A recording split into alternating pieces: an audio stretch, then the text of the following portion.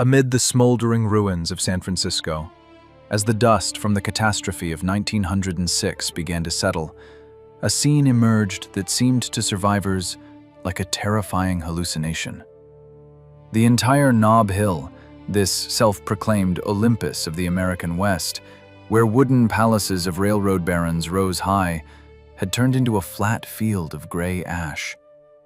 The fire wiped from the face of the earth the residences of Leland Stanford and Mark Hopkins, leaving not even a reminder that people who considered themselves gods of the new era had lived here. But amid this absolute destruction, rising above the smoke, stood a single silhouette, charred, blackened, roofless, but absolutely indestructible. It was the mansion of James Clare Flood. Why did the fire, which melted cast iron and turned marble into lime, retreat before these walls? The answer to this question lies not in the plane of architecture, but in the dark labyrinths of the human psychology of the man who built it. The story we're used to hearing usually sounds like a fairy tale of the gold rush. A poor Irishman arrived, found silver, and became rich. But that's a lie, simplifying reality to vulgarity. James Flood was not just a lucky one, and his house, which today is known as the Pacific Union Club, was not just a dwelling. It was an act of war. A war against the society that refused to accept him, against the time that erases names, and, ultimately, against nature itself. The viewer who looks at this majestic facade today sees prestige and old money. But if we rewind the tape 50 years back from the moment of the fire, we will see not an aristocrat in silks, but a man with rolled-up sleeves standing behind the bar in a smoke-filled saloon. How did it happen that the son of poor Irish immigrants, whose education ended in the 8th grade, managed to outplay the elite with Harvard diplomas? Why was it precisely he, the man whom San Francisco's high society called an upstart and parvenu, who built the only building capable of surviving the apocalypse? This is not a story about bricks and mortar. This is a drama about an inferiority complex turned into the most expensive weapon of its time. While his neighbors, the famous Big Four railroad magnates, built their homes from wood, masking it as stone to save time and create an illusion of grandeur, Flood made a decision that seemed like madness. He refused California materials. He ordered brown sandstone from Connecticut. Imagine the logistics of the 19th century. Thousands of tons of stone had to be quarried on the East Coast, loaded onto ships round the most dangerous Cape Horn in South America, and delivered to San Francisco. A journey 15,000 miles long for building material. Why? No one understood his motives back then. Newspapers laughed at his extravagance, calling it Flood's folly. Neighbors whispered that the former bartender simply had no taste and was trying to buy respect with money. But they were wrong. James Flood saw what they did not. He knew that in a city built on ambitions and lies, only truth has weight. And for him, truth lay in the weight of stone. He was building not to live, but to endure. The irony of fate is that this paranoid desire to assert himself made his legacy immortal in the most literal sense. But the price paid for this stone monument was not measured in dollars. It was measured in the ruined fates of his children and his own loneliness. We are entering territory where success becomes a curse. James Flood, the Silver King, the man whose income in the 1870s reached $500,000 a month, a sum incomprehensible to the ordinary mind even today, was a ghost in his own city. Surprisingly little is known about him in personal stories, because he preferred to listen rather than speak. This quality, rare for an era of ostentatious luxury, became his greatest asset and his main prison. Before we enter the doors of this mansion that survived the greatest catastrophe of the 20th century, we need to understand where this man came from. For to build an impregnable fortress on top of the hill, one must first survive hell below. His path began not in palaces, but in the smell of horse manure and cheap whiskey, where a character was forged as hard as that very Connecticut sandstone. To understand how the idea is born in a man's head to build a house that will outlast the end of the world, we need to go back to 1849. James Clare Flood set foot on the shores of San Francisco not as a conqueror, but as one of thousands of nameless seekers whose lungs were full of hope and pockets empty. He was 23 years old. He was the son of poor Irish immigrants from New York, and the only capital he brought with him was the trade of a carriage maker. This is an important detail that historians often overlook. Flood knew construction. He knew that the beauty of a lacquered carriage is worth nothing if its axle breaks on the first bump. This self-taught engineer's mindset, valuing strength over external shine, would become the foundation of his future empire. Like most, he first tried to play by the rules of the gold rush. He went to the mines, swung a pickaxe, slept in the mud, and, like most, failed. Gold did not come into his hands.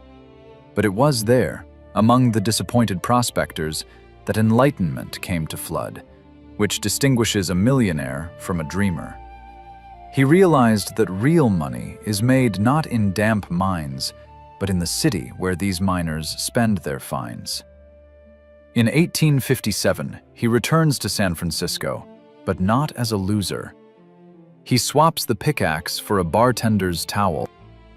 Together with his partner, the good-natured Irishman, William O'Brien, he opens an establishment called Auction Lunch on Washington Street.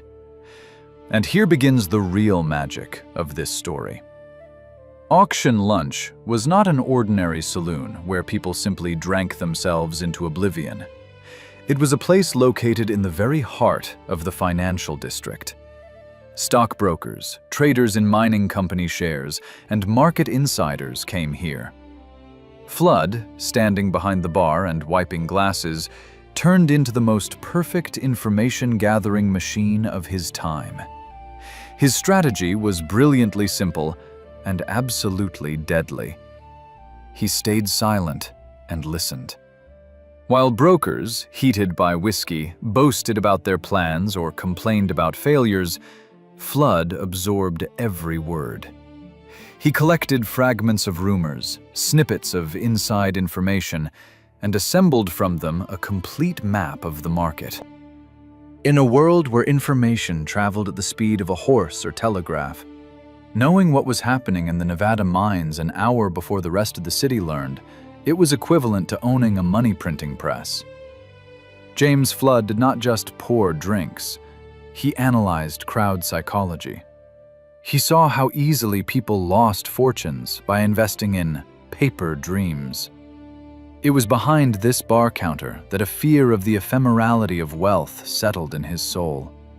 He saw how yesterday's kings of life today begged for credit for a drink. This formed his deep, almost pathological desire for something solid, tangible, something that could not be lost in a stock market crash. But Flood's ambitions were not limited to the role of a passive observer. He began to play. Cautiously, calculatedly, using the collected data. By the end of the 60s, the former carriage maker and bartender already had a reputation as one of the most perceptive players on the San Francisco Stock Exchange. However, the social barrier remained insurmountable.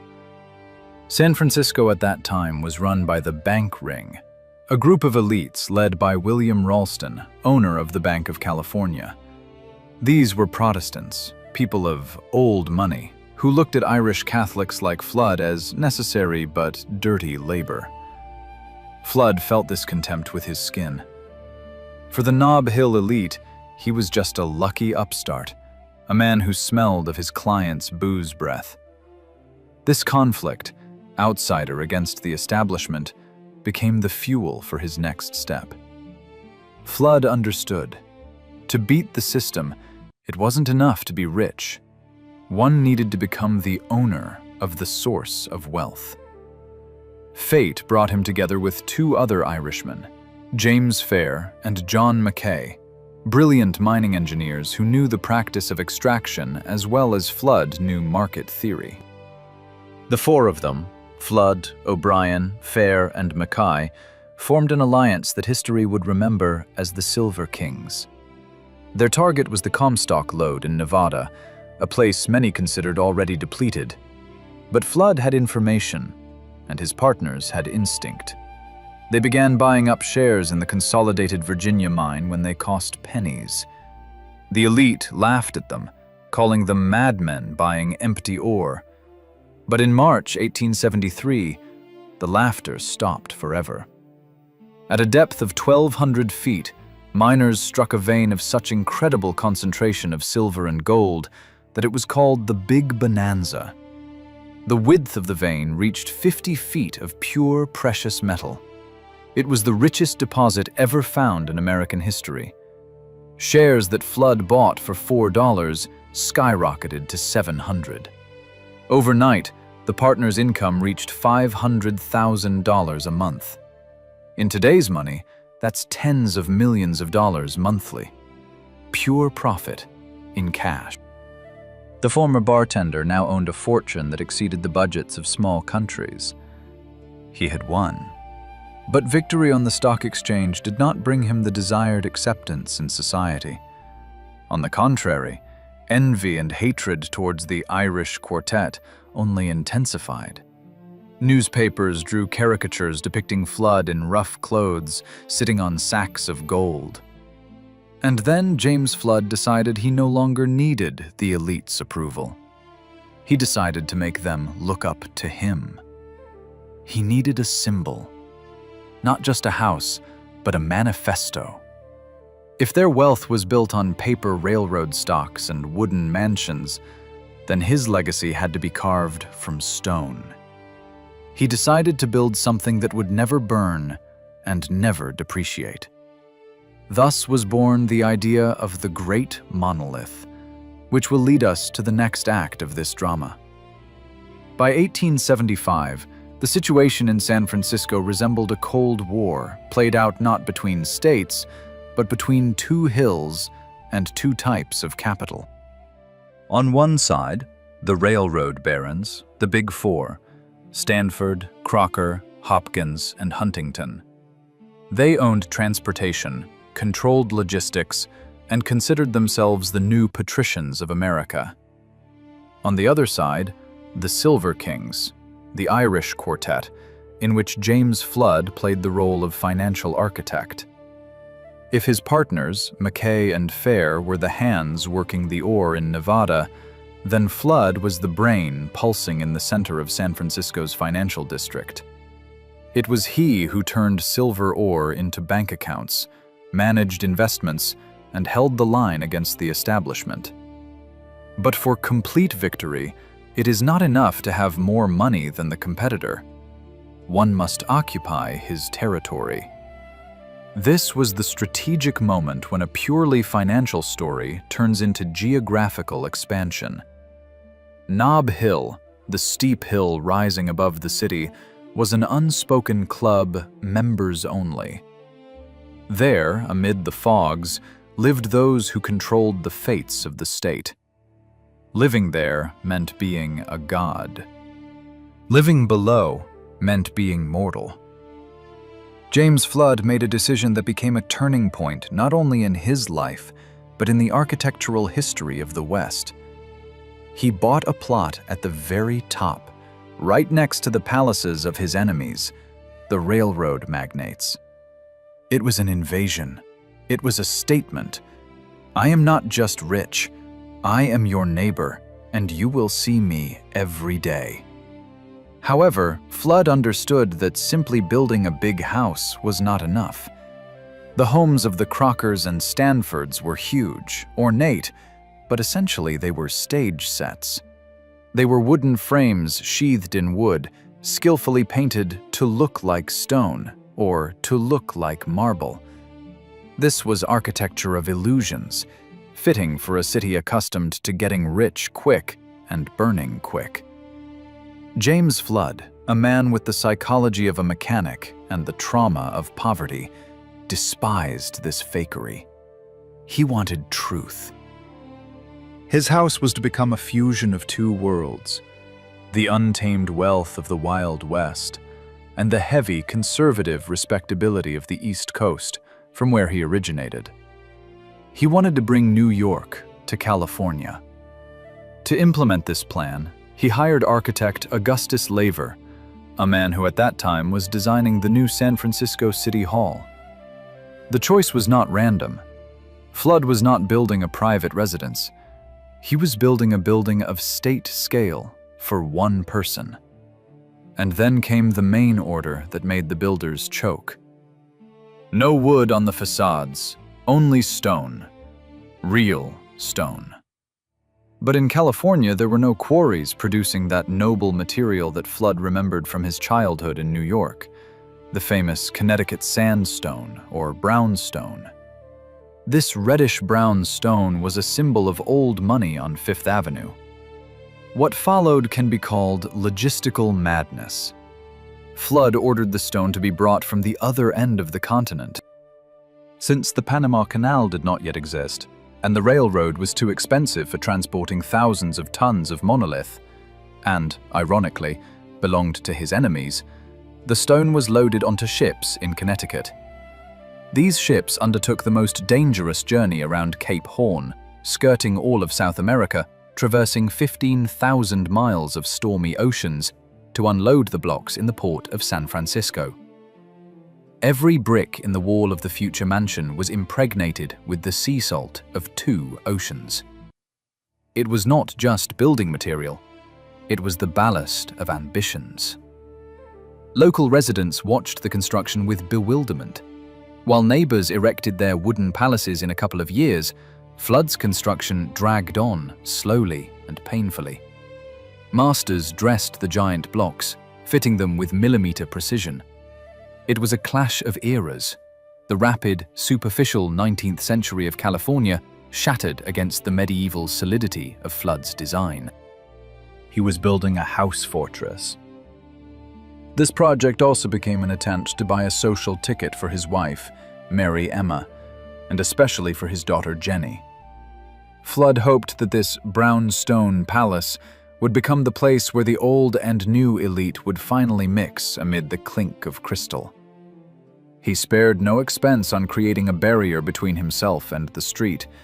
Around the lot, they began erecting the famous bronze fence.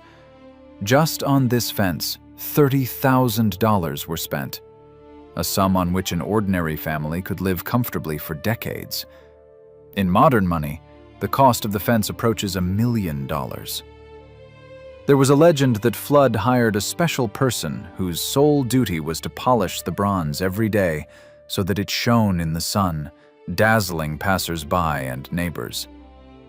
This fence became the first line of defense for his private life and, as it turned out later, a symbol of his isolation. Thus, by the mid-'80s, a monster began to grow at the corner of California and Mason Streets. It was dark, gloomy, and incredibly heavy against the backdrop of the white and cream wooden villas of Nob Hill. It looked alien, like a huge boulder fallen from the sky. Neighbors criticized it for its lack of elegance, calling it Flood's prison. But James looked at the thick walls and saw in them what they did not: security. In a world where stock quotes could crash in an hour, where friends betrayed for an ounce of gold, these walls of Connecticut sandstone were the only constant. He was creating a monument that was to outlive him. But he could not have imagined that this obsession with durability would become the sole reason why his memory would not turn to ash 20 years later. The stage was set for the main character to take the arena, the house itself, which would soon begin to live its own frightening life. When in 1886 the scaffolding was finally removed, San Francisco froze. Before the city stood not just a house, but an architectural embodiment of overwhelming, heavy power.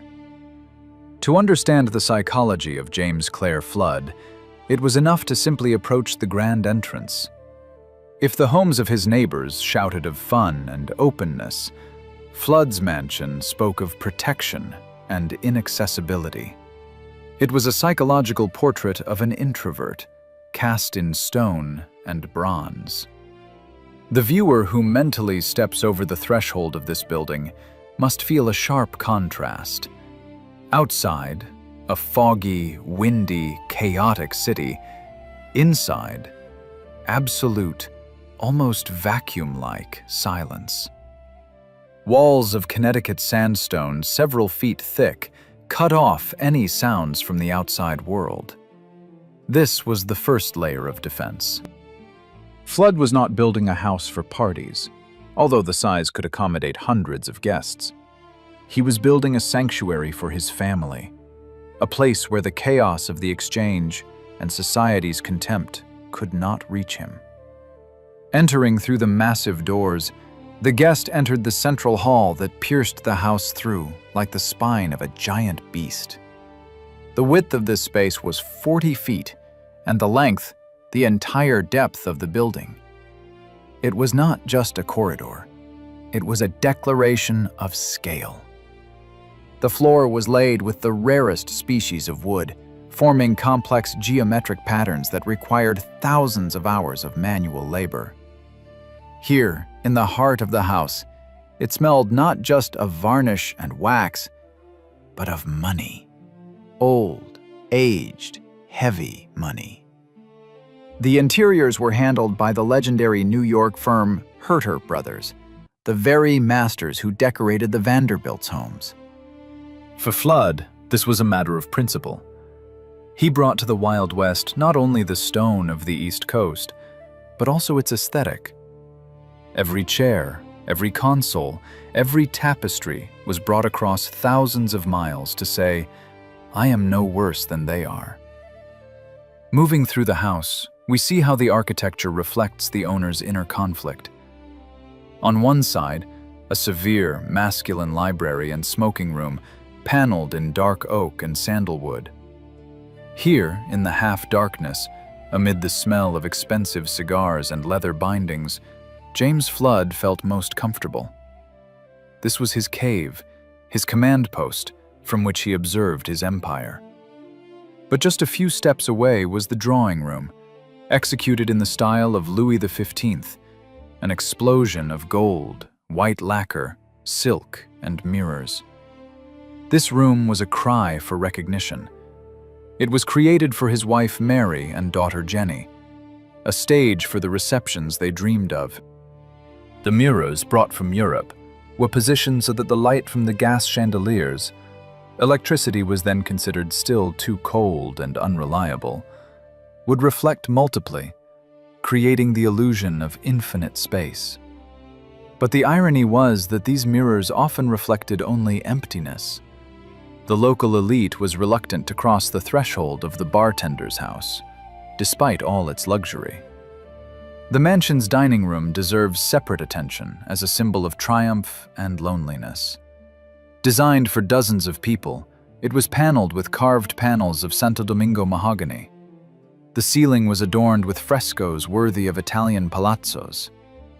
But the main element here was not the decor, but the tableware. The tables held silver mined from that very consolidated Virginia mine that made Flood a king. This was a rarest case in history, when a man ate from metal that he himself had extracted from the earth's depths. Every fork, every goblet was a physical reminder of his victory over nature. However, accounts tell us that the family often dined in oppressive silence. The vast space weighed on the people.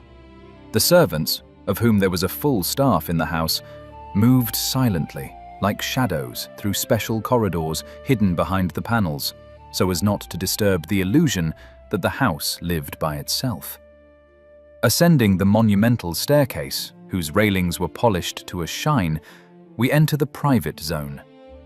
Here, on the second floor, were the bedrooms. Flood's own bedroom was ascetic compared to the rest of the house. The man who owned millions retained the habits of a simple worker. He valued functionality. But his daughter Jenny's bedroom resembled a fairy tale princess's room, and at the same time, a golden cage. The windows of her room overlooked the city she was supposed to conquer, but which rejected her. Fabrics for the draperies were ordered from France, carpets woven to order in Persia. Flood tried to create an ideal world for his daughter within these walls, compensating with money for social isolation. He bought her everything except the right to be herself. Special attention deserves the technical equipment hidden behind the decorative facades. Flood was obsessed with progress. The house was equipped with the most advanced plumbing and heating system of its time. In the basements stood boilers capable of heating a small factory. This was a hidden metaphor for Flood himself. Outwardly, an archaic, heavy, feudal lord. Inside, a calculating, modern mechanism. Having spent $1.5 million on construction just for the shell, and millions more on furnishings, he created an object without analogues in the West. Neighbors could laugh at his style, but they could not ignore this scale. Ceiling heights reached 20 feet. A person felt small and insignificant in these rooms. It was the temple effect, but a temple dedicated not to God, but to Mammon. However, wandering through these halls today, in our imagination, we must feel not only admiration, but also coldness. There was little laughter in this house. The sandstone walls absorbed not the warmth of the California sun, but the anxiety of its owner. James Flood built a fortress to protect himself from the world's instability. But he did not account for the fact that the most terrible enemies are not outside, but inside. The isolation that this house provided became fertile ground for personal dramas that would unfold here very soon. Every statue in a niche, every painting on the wall, were witnesses to how the dream of a dynasty begins to crack under its own weight, despite the strength of the steel beams and stone blocks. This palace was ready for eternity, but the people living in it were too fragile for such scale. By 1888, when the last hammers of the workers fell silent and the smell of fresh paint was replaced by the aroma of wax and expensive perfumes, the brownstone palace was ready for its main purpose. James Flood, this stern former bartender who was accustomed to calculating risks 10 moves ahead, built this fortress not for himself. He built it as a stage for San Francisco's greatest social spectacle, the wedding of his daughter, Jenny Flood. If James himself had reconciled with the role of an outcast among the Nob Hill snobs, then for Jenny, he had prepared a different fate. He bought her not just a dress and diamonds, he bought her a pass to the top league, arranging a union that was meant to shake America. Enter the second key character of this drama, Ulysses Simpson Grant Jr., known as Buck. This was not just a fiancé. This was the son of the former President of the United States and the legendary Civil War general. The union of the Silver King's daughter and the son of a national hero was to become the American equivalent of a prince and princess's marriage. It was the perfect merger. Flood's unlimited but dirty money was cleansed by the impeccable but financially needy Grant name. It seemed Flood's strategy had worked flawlessly. The mansion buzzed with anticipation. Newspapers gossiped about the details of the upcoming celebration, describing Jenny's dowry, which included millions of dollars and shares in the world's most profitable mines. But it was precisely here, at the peak of triumph, within walls meant to protect from any threats, that a catastrophe occurred, from which neither steel beams nor thick walls could save. Ulysses Grant Jr. broke off the engagement. Historians still argue about the exact reasons. Some speak of pressure from the Grant clan, unwilling to be related to a bartender's daughter. Others hint at financial disagreements. But the fact remains. He vanished, leaving Jenny publicly humiliated. This was not just a personal drama of a broken heart. In the Victorian era, this was tantamount to social death. A girl rejected before the eyes of the entire city became damaged goods. For James Flood, this became a blow worse than any stock market crash. He saw how his beloved daughter, for whom he had moved mountains and drained the earth's depths, was crushed by the very system into which he had tried to insert her. This entire grand house, these halls with mirrors, these dining rooms for 100 people, all of it lost meaning in an instant. Why need a throne room if there would be no coronation? The mansion, conceived as a symbol of victory, instantly turned into a golden cage, an elite prison for one single prisoner. Jenny Flood never married. She remained living in these huge, echoing rooms, gradually turning into a shadow of herself, surrounded by luxury that now seemed like mockery. Here we see the deep moral ambivalence of Flood's figure. Was he a loving father wanting the best? Undoubtedly. But he was also a tyrant who used his daughter as a pawn in his war for status. His ambitions built walls that ultimately isolated her from the world. He wanted to give her everything, but gave her too much, and at the same time, too little. This is the tragedy of King Midas. Everything he touched turned to gold, but gold is cold and lifeless. For the first time in his life, the Silver King faced a problem that could not be solved by writing a check. His money attracted fortune hunters to his daughter, while his reputation scared away sincere people. This shock undermined Flood's iron health.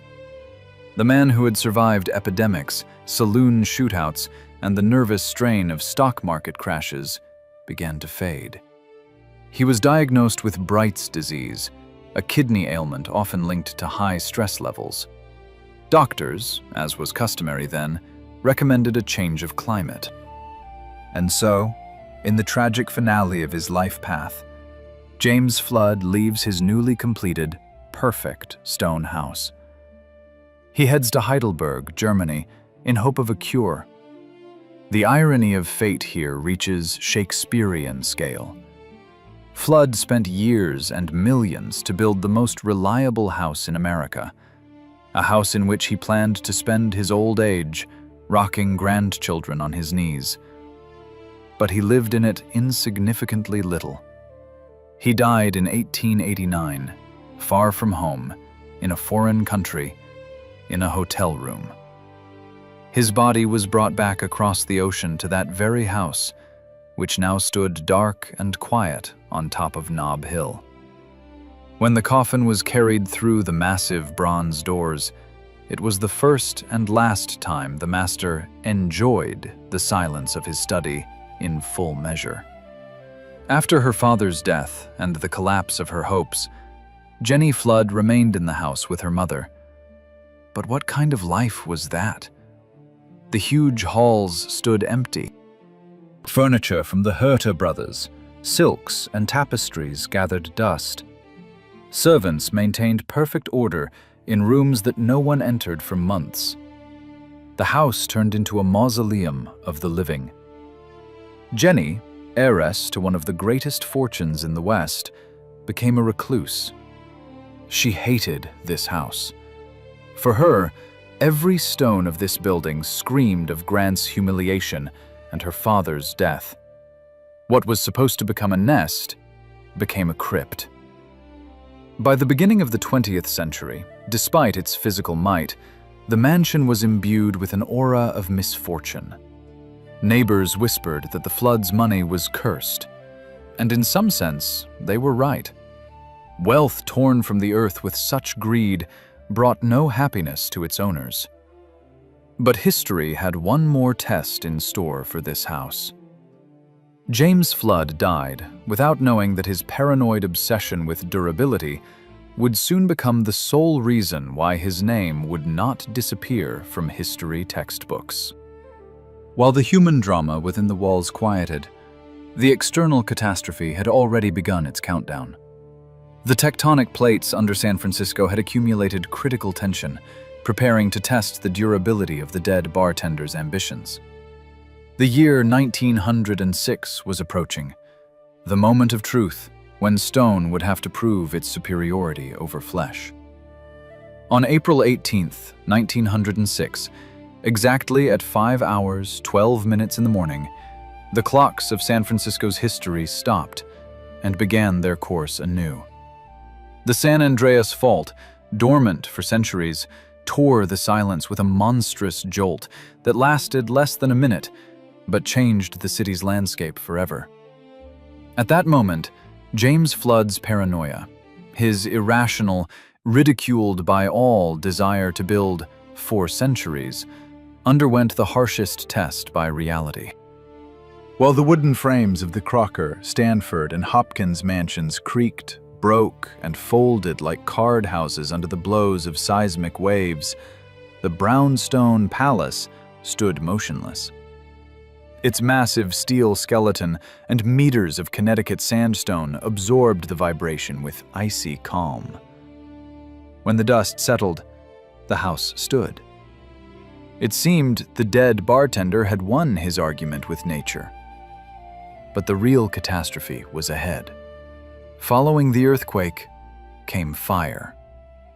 The fire, starting in the business center, rolled as a fiery wave up the slopes of Nob Hill. It was hell on earth, devouring block after block. And here, the tragic irony of the construction manifested. Flood's walls were impervious to fire from outside, but his windows, huge, sparkling showcases of his ambitions, burst from the heat. Fire penetrated inside. The luxurious interiors created by the Herter brothers, those very mahogany panels, Persian carpets, and silk tapestries, turned into perfect fuel. The house blazed from within like a giant furnace.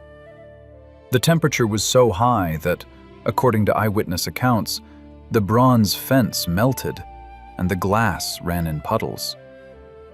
The mirrors, which had reflected the emptiness of Jenny's life, now reflected only furious flames before disappearing forever. When the smoke cleared 3 days later, a surreal picture opened before the survivors. All of Nob Hill had been wiped from the face of the earth. The palaces of the railroad barons turned into piles of gray ash and twisted metal. Nothing remained of them. But amid this lunar landscape rose the skeleton of Flood's mansion. The fire had burned out its soul, destroyed the roof and floors, but the stone shell, that very box which aesthetes had so despised, stood proudly and unshakably. The stone had only darkened, and in places acquired a reddish tint from the hellish heat, as if tempered in battle. These were ruins worthy of the Roman Forum, a majestic monument to resilience amid total destruction. It was precisely at this moment that the key transformation of the story occurred. Jenny Flood and her entourage faced a choice. The house had survived, but it was dead inside. Should it be restored? Should they return to these walls imbued with memories of her father and personal humiliation? Jenny made a decision that completely rethought her family's legacy. She realized that this house was too vast and heavy for one family, and especially for one lonely woman. The era of private palaces on top of the hill ended with the fire. The time of institutions had come. Enter the Pacific Union Club, the most elite, closed, and conservative men's club in the West. Before the fire, they were located elsewhere, but their building was destroyed. The club members, those very representatives of old money, who had turned up their noses at the Irish upstart Flood during his lifetime, now eyed his ruins with greed. They understood what Flood had always known. This stone was the only reliable thing in this city. Negotiations began. Jenny Flood, showing her father's business acumen, did not cling to the past. She sold the box to the club. It was an act of liberation. By selling the house, she shrugged off the weight of her father's unfulfilled ambitions, allowing the building to begin a new life. But for the Phoenix to be reborn, a master was needed. He became architect Willis Polk, a visionary who understood the language of stone. In 1909, the grand reconstruction began. Polk did not just repair the building, he transformed it. He saw in Flood's severe box the potential for something more elegant. He added a third floor, concealing it behind a balustrade, and attached two semicircular wings, belvederes, on the sides, which softened the brutal rectangularity of the original. He replaced the gloomy Victorian interior with a lighter and more classical style. Polk used the same Connecticut sandstone for the new elements, achieving a perfect fusion of the old and new. This was a moment of transcendence. A private house, built by an egoist to glorify his name, transformed into a public, though closed, space, preserving the city's history. The mansion ceased to be a symbol of isolation and became a symbol of survival. Those who once despised Flood now dined within his walls, drank wine in his cellars, and felt safe precisely because of his paranoia. James Flood, who dreamed of entering society, ultimately absorbed that society into his creation. His house became a womb for San Francisco's elite. The reconstruction, completed in 1911, cost enormous sums, but the result exceeded all expectations. The building looked even more majestic than during its creator's lifetime. It lost its sinister aura of a prison and acquired the nobility of a war veteran who had survived.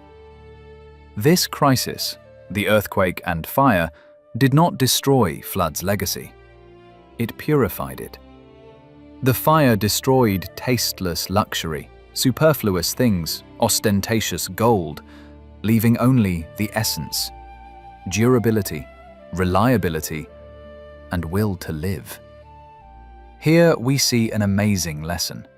The true value of the object manifested only after the catastrophe.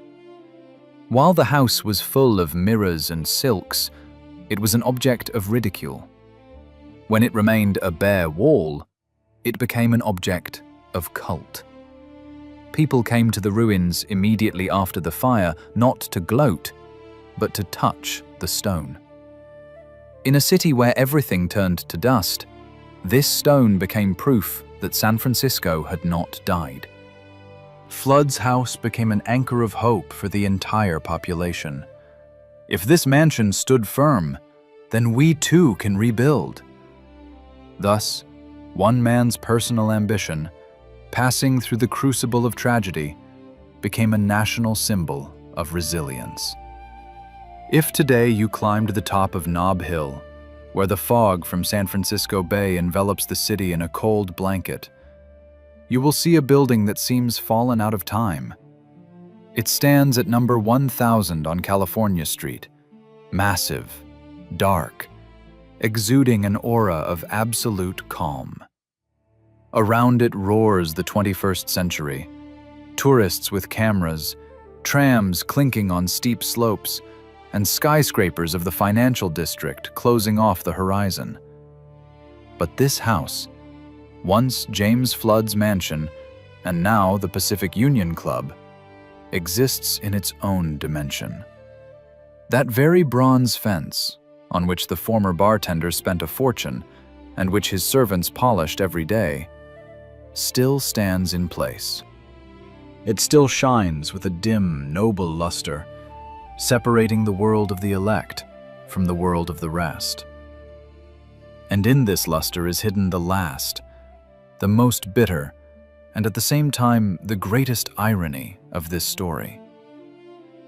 James Clare Flood spent his entire life trying to break into high society. He endured mockery, ignoring, and contempt from those who considered his money not clean enough. He built this house as a battering ram to breach the wall of snobbery. And look at how it ended. Today, within the walls of his house, is an organization that embodies that very elitism to which he aspired so much, but which rejected him. The Pacific Union Club is a bastion of old money, a place impossible to enter simply because you are rich. The club members sitting today in Flood's library with a glass of whiskey are the spiritual and physical heirs of those very people who once did not offer Flood a hand. But there is a nuance that turns this situation upside down. These people are there only because the Irish upstart built the only walls capable of protecting them. History has come full circle. The elite that despised the bartender now lives in his skull box, hiding from the winds of change behind his paranoid reliability. Who ultimately won this social war? The one who did not let guests across the threshold, or the one whose house became the only refuge for their grandchildren? This story forces us to rethink the very concept of legacy. We are accustomed to thinking that legacy is children, dynasty, family name. In Flood's case, this line ended tragically. His daughter Jenny died in 1929, never marrying, leaving behind only charitable checks. From a biological point of view, the Flood line lost. But from a metaphysical point of view, he achieved immortality that even pharaohs could not dream of. The railroad barons, Stanford, Hopkins, Crocker, left behind universities and hotels, but their personal homes, their intimate spaces, vanished without a trace. We cannot enter Leland Stanford's bedroom and feel his view of the world. But Flood's house, we can, if only in imagination, standing behind the fence. James Flood proved that matter, if chosen wisely and crafted with faith, can outlive the spirit. He invested in reality, in weight, in density, and this investment paid off a century later. It is appropriate here to draw a parallel with another great archetype of the American dream, Jay Gatsby, from Fitzgerald's novel. Gatsby also built a palace to win back his beloved, and also threw grand parties while remaining lonely. But Gatsby's house was a fragile stage set, created for parties, and crumbled to dust as soon as the lights went out. Flood's house was the antipode of Gatsby's house. It was an anti-party. It was a fortress. And if Gatsby is the story of how a dream shatters against reality, then Flood's story is about how reality, brought to absurd durability, becomes the dream of future generations. Flood was not a romantic. He was a pragmatist, traumatized by poverty. And this pragmatism proved to be the only currency immune to the inflation of time. What does the indestructible Granite Palace teach us today, in the era of digital technologies and ephemeral success? We live in a world where fortunes are made in a year and vanish in a second with the press of a delete button. Our palaces are in cloud servers, our photos in social networks, our thoughts in short messages. We build from digital wood, which will burn in the first fire, be it a change in technologies, loss of a password, or a global outage. James Flood reminds us of the importance of the fundamental, of the fact that true greatness requires weight, of the fact that if you want to leave a mark, you must create something that cannot be swiped away with a finger on a screen. His paranoia today looks like wisdom. He knew the world is unstable, that the ground underfoot can shake and fire can come at any moment. And he prepared for it not with words, but with deeds. Look at this house once more. Notice how the light of the setting sun falls on the reddish-brown stone. This color, the color of congealed blood and old gold, reminds us of the price of success. Within these walls there was pain, there was disappointment, there was the loneliness of a little woman rejected by her fiancé and an aging man dying far from home. But the stone absorbed this pain and turned it into greatness.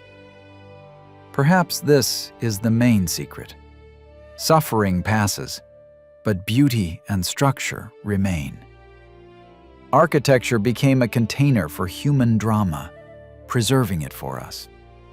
When Jenny Flood handed over the keys to the house to the club, she may have thought she was betraying her father's memory. But in reality, she saved it. If the house had remained private, it would most likely have been demolished in the mid-20th century to make way for yet another faceless hotel or residential complex, as happened to many mansions in other cities. Having become a public institution, having become part of the urban fabric, Flood's house gained inviolability. This is a lesson in transformation. To preserve what is dear to you, sometimes you need to let it go. You need to allow your personal to become part of the common. James built for himself, but others preserved the house for other purposes. Today, the Pacific Union Club is a mystery to passers-by.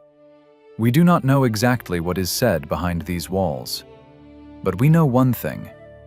As long as San Francisco stands, this house will stand too. It has become an anchor for a city that is constantly changing, that lives on the fault line of the Earth's crust and at the cutting edge of technological progress. In a city of startups, where everything is aimed at the future, Flood's house is a heavy, immovable anchor thrown into the past. It holds this city, preventing it from finally flying off into the skies of its ambitions. Next time, when you pass by an old building that seems gloomy or out of place to you, stop. Touch the stone. Listen. Perhaps these are not just walls. Perhaps this is someone's desperate attempt to say, "I was here," in a language understandable even to fire. The story of James Flood and his house is a reminder that in the end, we all build ruins. But it depends on us whether these ruins will be a pitiful heap of trash or a majestic temple before which descendants will tip their hats. Flood made his choice. And what material for your life will you choose?